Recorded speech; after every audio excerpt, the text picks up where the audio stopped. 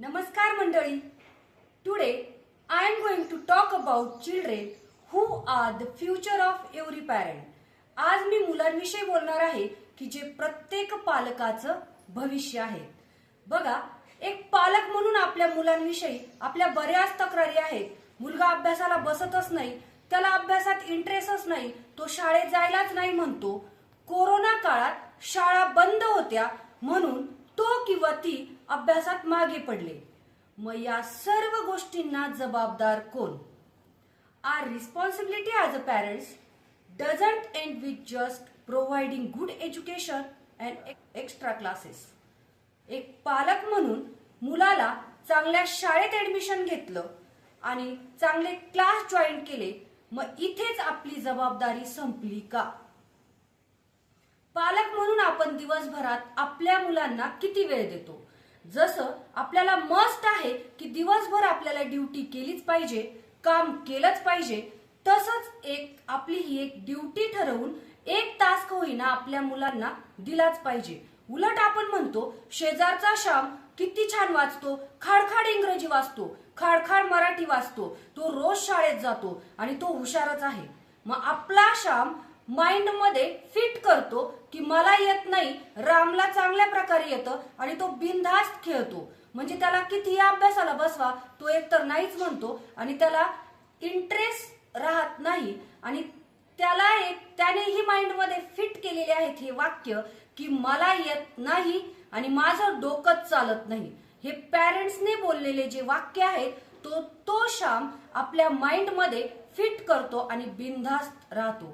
परंतु त्या श्यामला काय येत नाही, काय येतं हे डायग्नोज करण्याचं काम एक पॅरेंट्स म्हणून एक पालक म्हणून आपलं सुद्धा आहे. आपण त्याला रोज संध्याकाळी किंवा सकाळी 1 तास आपल्या जवळ बसवून त्याला काय येतं काय नाही येत हे बघितलं पाहिजे. ते जे त्याला येत नाही तो 5वीत असू द्या, 7वीत असू द्या, 4थीत असू द्या, त्याच्या बेसिक कॉन्सेप्ट क्लिअर आहेत का? त्याला वाचता येतं का? त्याला गुणाकार येतो का? त्याला भागाकार येतो का? त्याला टेबल येतात का? हे आपण आधी बघितलं पाहिजे. मग त्याचं डोकंच चालत नाही, आपण असं म्हणतो की त्याच्या लक्षातच राहत नाही. परंतु या लक्षात न राहण्यावर सुद्धा आपल्याकडे उपाय आहेत की कन्सिस्टन्सी, सातत्य. आपण जर रोज रेग्युलर त्याला 1 तास दिला आणि सतत तेच गायडन्स केलं तर नक्की त्याला ते येणार आहे आणि त्याचा आत्मविश्वास, त्याचा कॉन्फिडन्स वाढल्याशिवाय राहणार नाही. जेव्हा त्याच्या त्या कॉन्सेप्ट क्लिअर होतील तेव्हा त्याचा आत्मविश्वास वाढल्याशिवाय राहणार नाही, त्याचा कॉन्फिडन्स वाढल्याशिवाय राहणार नाही आणि त्याला इंटरेस्ट आल्याशिवाय राहणार नाही. जास्तीत जास्त 1च महिना आपल्याला हे करायचं आहे, म्हणजे पुढे आपल्याला रेग्युलर तेच करायचं आहे. आपण दुसऱ्या मुलांची तुलना आपल्या मुलांशी करतो त्यावेळेस आपण हे समजून घेतलं पाहिजे की शाळेत जे मुलं आहेत, शाळेत 30 ते 35 मुलं एका वर्गात आहेत, ते एकमेकांपेक्षा वेगळे आहेत. क्लास त्याला जॉईन केलेले आहेत, तिथे 25-30 मुलं आहेत, ते एकमेकांपेक्षा वेगळे आहेत. आपल्या घरात 2 ते 3 मुलं आहेत किंवा 2 मुलं असतील, ते सुद्धा एकमेकांपेक्षा वेगळे आहेत. मग इथे आपल्याला काय समजतं की प्रत्येकाचा प्रॉब्लेम वेगळा आहे, प्रत्येक मुलगा वेगळा आहे, मग त्याला प्रॉपर ट्रीटमेंटची गरज आहे. जसं की डॉक्टरांकडे गेल्यानंतर प्रत्येक पेशंटला सारखंच औषध न देता, सारखीच ट्रीटमेंट न देता त्यांच्या आजारानुसार ट्रीटमेंट दिली जाते आणि मगच तो आजार बरा होतो. तसंच आपल्या शिक्षकांनी आणि पालकांनी हेच करायचं आहे की त्यांना प्रॉपर ट्रीटमेंट द्यायची आहे की त्यांना नेमकं काय प्रॉब्लेम आहे, काय अडचण आहे, याचं जर गायडन्स, याचं जर मार्गदर्शन त्यांना योग्य मिळालं तर ते नक्की प्रवाहाबरोबर येतील आणि नक्कीच ते शिक्षणात इंटरेस्ट घेतील. मग तो 7वीत असू देत, 8वीत असू देत, 10वीत असू देत, त्याला वाचता येत नाही तर एक आपली जबाबदारी आहे की त्याला मुळाक्षर 12 खडी आधी ओळखायला लावा. त्यानंतर त्याला बिना कानामात्राचे शब्द वाचायला सांगा आणि जेव्हा त्याच्यामध्ये प्रोग्रेस होईल त्यावेळेस त्याला आपोआप इंटरेस्ट येईल, त्याच्यात आत्मविश्वास वाढेल की मी करू शकतो, मला येतं, हा कॉन्फिडन्स त्याच्यामध्ये वाढणार आहे आणि तो आपोआप इंटरेस्ट घेईल. म्हणून इथपर्यंत उगीचच आपण त्याचा अभ्यास घ्यायचा नाही, तर रेग्युलर आपलं शेड्यूल असलं पाहिजे की मला माझ्या मुलाला इतका वेळ द्यायचाच आहे. 15 ते 20 दिवस आधी मला एक पालक भेटले. ते म्हणाले की माझ्या मुलाची ना IQ टेस्ट करायची आहे आणि त्याला अभ्यास म्हणजे जे शिकवलेलं आहे त्याच्या लक्षातच राहत नाही, म्हणून त्याची IQ टेस्ट करायची आहे. बघा, IQ टेस्ट करून करणार काय? त्याला औषधं सुरू करणार तर नाही. बघा, औषधं इथे परिणामकारक ठरणार नाहीत. जसं की E.L. थॉर्नडाईक हे आपले शैक्षणिक मानसशास्त्रज्ञ होते. त्यांनी ट्रायल अँड एरर थेरीद्वारे चुका आणि शिका या थेरीमध्ये 3 लॉज एक्सप्लेन केलेले आहे. Law of readiness, law of exercise आणि law of effect. Law of readiness मध्ये आपल्या शिक्षण क्षेत्रात मुलाला रेडी करण्याऐवजी आधी आपण पालक रेडी व्हा की मला 1 तास माझ्या मुलाला द्यायचा आहे, त्याचे प्रॉब्लेम्स मला समजून घ्यायचे आहे आणि मग त्याच्यावर उपाय सुद्धा मी करणार आहे. तर एक पालक म्हणून हे समजून घ्या, टीचरांशी पॉझिटिव्ह इंटरॅक्शन असलं पाहिजे पालकांचं. रेडी पालक व्हा, नंतर मुलं आपोआप होतील. त्यानंतर लॉ ऑफ एक्सरसाइज.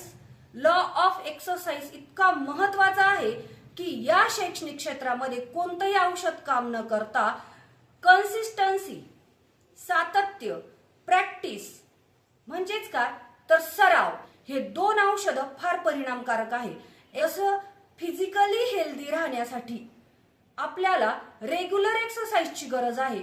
आपण आज जर एक्सरसाइज केली आणि 1 महिन्यानंतर केली तर त्याचा परिणाम आपल्याला दिसून येईल का?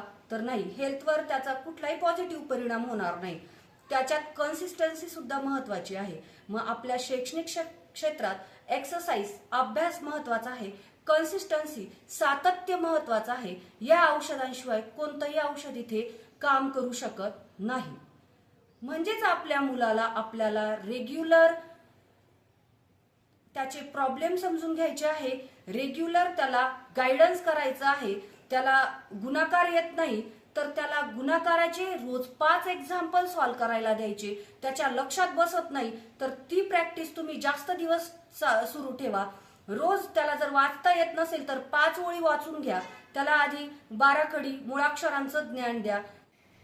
कोरोना काळातच बघा की शाळा बंद होत्या, क्लासेस बंद होते, तर बरेच मुलं मागे पडलेले आहे अभ्यासात. म्हणजेच काय तर कन्सिस्टन्सी किती महत्वाची असते, प्रॅक्टिस किती महत्वाची असते, त्याचा किती विपरीत परिणाम होऊ शकतो. तर आपल्याला कोरोना काळामध्ये लक्षातच आलेलं आहे, बरेच मुलं प्रवाहाच्या मागे पडलेले आहेत. मग प्रवाहाच्या मागे पडले म्हणून त्यांना काहीच येत नाही असं आपण न ठरवता त्यांना प्रॉपर गायडन्स करून आपण प्रवाहासोबत आणू शकतो. त्यांच्यात कॉन्फिडन्स आपण क्रिएट करू शकतो, त्यांच्यात आत्मविश्वास आपण निर्माण करू शकतो. आणि तो निर्माण होतोच, कारण त्यांचे जेव्हा प्रॉब्लेम आपण सॉल्व्ह करतो, त्यांना जेव्हा थोडंफार का होईना कॉन्सेप्ट जेव्हा त्यांच्या क्लिअर होतात, त्यांच्यात कॉन्फिडन्स वाढतो. मला येतं. त्यांनी वर्गात 1 जरी उत्तर दिलं तरी त्यांना इतका आनंद होतो की ते आपण शब्दातही व्यक्त करू शकत नाही. ती छोटी गोष्ट असते आपल्यासाठी, पण त्यांच्या आयुष्यात ती खूप मोठं मॅटर करून जाते.